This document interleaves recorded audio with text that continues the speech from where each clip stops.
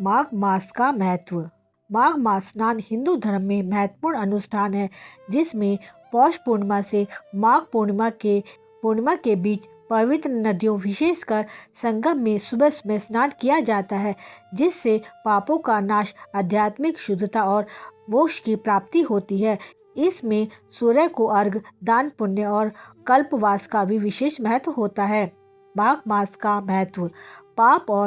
पाप मुक्ति और पुण्य। शास्त्रों के अनुसार इस मास में स्नान करने से शरीर के पाप भस्म हो जाते हैं और अनंतः पुण्य मिलता है, जिससे भगवान नारायण की कृपा प्राप्त होती है। आध्यात्मिक शुद्धता। यह मन और शरीर को शुद्ध रखता है, आध्यात्मिक उन्नति कराता है और जीवन में सुख शांति लाता है। मोक्ष प्राप्ति। प्रयागराज के संगम में स्नान को विशेष फलदायी माना जाता है, जिससे मोक्ष मिलता है।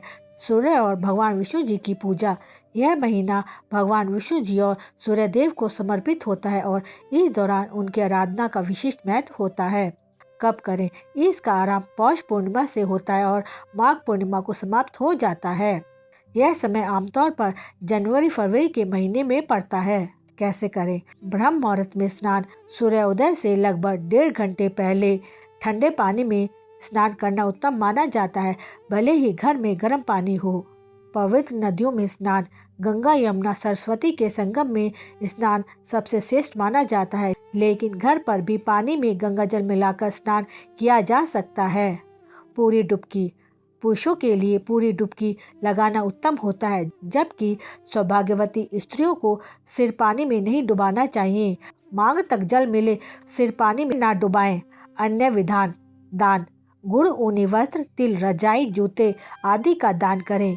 कहते हैं भगवान विष्णु इससे प्रसन्न होते हैं। जप और तप। मंत्रों का जाप, जप, तप और प्रार्थना करें। माघ मास में किया गया हर कार्य 10 गुना अधिक फल देता है, इसलिए इस दौरान अच्छे कर्म करने पर जोर दिया जाता है।